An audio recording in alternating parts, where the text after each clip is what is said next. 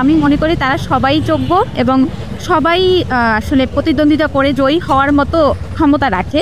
তো তারা যদি মনে করে যে অন্যদের তুলনায় এটা হচ্ছে ভালো হতে পারে, আমি তাদের জন্য ভালো প্রতিনিধিত্ব করতে পারবো, সেক্ষেত্রে তারা আমাকে বেছে নিতে পারে। নারীদেরকে মাইনাস করার মতো একটা টেন্ডেন্সি আমরা সবার মাঝে দেখেছি।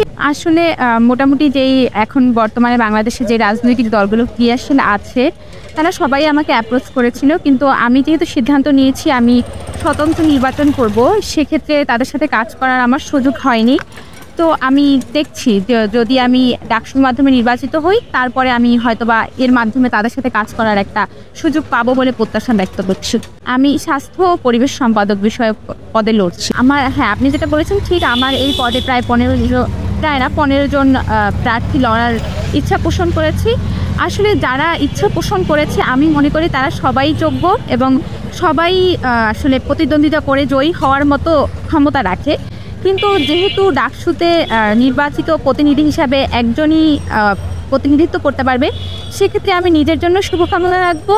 আর আমি দীর্ঘদিন ধরে পরিবেশ সংসদের সাথে কাজ করছি এবং পরিবেশের বিষয়ে, স্বাস্থ্যের বিষয়ে সচেতনতা তৈরির জন্য পত্রিকায় লেখালেখি করছি। সো সেই সব কিছু বিবেচনা করে আমার মনে হয় যে আমি হয়তোবা কাজ করতে পারবো, এই জন্য আমি এটা বেছে নিয়েছি। এবং শিক্ষার্থীদের ভোটে যে বের হয়ে আসবে সে আনুষ্ঠানিকভাবে শিক্ষার্থীদের প্রতিনিধিত্ব করবে এবং কাজ করবে, আর বাকিরা আমরা তাকে সহযোগিতা করব। আমি বেছে নিবে তারা বেছে নেওয়ার অনেক কারণ রয়েছে। তারা দেখবে যে এই সেক্টরে তারা এর আগে কাজ করেছে, কতটুকু কাজ করেছে, এবং যেহেতু আমি প্রায় 4 বছর ধরে এই সেক্টরে কাজ করছি, পরিবেশ সংসদের সাথে কাজ করছি, এছাড়াও আমি পরিবেশ মন্ত্রণালয়ের সাথে কিছু কাজ করছি, এছাড়াও আরও আমার কিছু কাজ আছে, লেখালেখি আছে। তো তারা যদি মনে করে যে অন্যদের তুলনায় এটা হচ্ছে ভালো হতে পারে, আমি তাদের জন্য ভালো প্রতিনিধিত্ব করতে পারবো, সেক্ষেত্রে তারা আমাকে বেছে নিতে পারে। বাংলাদেশে এটা খুবই স্বাভাবিক বিষয়। আমরা দেখেছি যে জুলাইয়ের সময় আমরা প্রথমত দেখেছি যে নারীরা কীভাবে স্বতঃস্ফূর্তভাবে আন্দোলনে অংশগ্রহণ করেছে, প্রত্যক্ষ অংশগ্রহণ করেছে। কিন্তু এরপরে যে বিষয়টা হয়েছে সেটা হচ্ছে নারীদেরকে মাইনাস করার মতো একটা টেন্ডেন্সি আমরা সবার মাঝে দেখেছি, এবং সেই উৎসাহ থেকেই এবং সেই চিন্তাভাবনা থেকেই আমি সিদ্ধান্ত নিয়েছি যে নারীরাই নারীদের প্রতিনিধিত্ব করবে এবং নারীদের শুধু আন্দোলন সংগ্রামের হাতিয়ার হবে না, তারা সিদ্ধান্ত মেকার হিসাবেও কাজ করবে। সেই জন্য আমি সিদ্ধান্ত নিয়েছি, এবং আমি যখন সিদ্ধান্ত নিয়েছি এবং অনলাইনে যেহেতু এটা ডিক্লারেশন দিয়েছে, সেই হিসাবে আমিও আন্দোলনের পরবর্তী সময় বা আন্দোলন চলাকালীন সময় আমি হ্যারাসমেন্টের শিকার হয়েছি, এখনও আমি হচ্ছি, কিন্তু আসলে তারপরও মানসিকভাবে শক্ত আছি, আমি সামনে এগিয়ে যেতে চাই। নারী প্রার্থী হিসাবে অবশ্যই আমার এই শঙ্কাটা রয়েছে, এবং আপনারা জানেন যে আমাদের বিশ্ববিদ্যালয়ে নারী এবং পুরুষের শিক্ষার্থীদের সংখ্যা প্রায় সমান, কিন্তু তারপরেও নারীদের হল অনেক কম এবং আমাদের আবাসন সংখ্যা খুবই বেশি।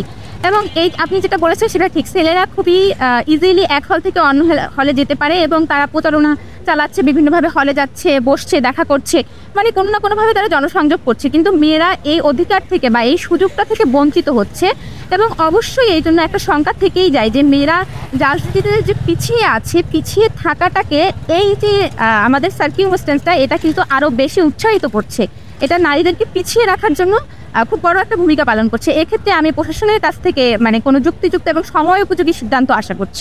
এক হল থেকে অন্য হলে যাওয়ার যে রেস্ট্রিকশনটা আছে, এটা নিয়ে অলরেডি বিভিন্ন দল, বিভিন্ন প্যানেল কথা বলছে। আমরা চাচ্ছি এটা না থাকুক, আমরা ছেলেরা যেভাবে, ঠিক মেয়েরাও যেন সেভাবেই নির্বাচনী প্রচারণা চালাতে পারে, এবং মেয়ে প্রার্থী হিসাবে যে বিশেষ সাইবার বুলিংয়ের শিকার হচ্ছে মেয়েরা, সেই বিষয়ে প্রশাসনের এবং রাষ্ট্রের আমি কোনো যোগ উপযোগী একটা সিদ্ধান্ত দেখতে চাই, একটা ব্যবস্থা দেখতে চাই যে তারা এর বিরুদ্ধে ব্যবস্থা নিচ্ছে। কারণ আমরা আলোচনা করছি যে সাইবার বুলিং হচ্ছে, কিন্তু আসলে আমরা কি ব্যবস্থা নিচ্ছি? প্রশাসন কিংবা রাষ্ট্র কেউই কোনো ব্যবস্থা নিচ্ছে না। আমি এখানে কোনো একটা ব্যবস্থা, যুগ উপযোগী ফলপ্রসূ কোনো ব্যবস্থা আশা করছি, এবং আমি আশা করবো প্রশাসন ছেলে এবং মেয়ে উভয়ের জন্য একটা লেভেল প্লেইং ফিল্ড ক্রিয়েট করে দিবে, যাতে মেয়েরা সমানভাবে প্রতিদ্বন্দ্বিতা করতে পারে।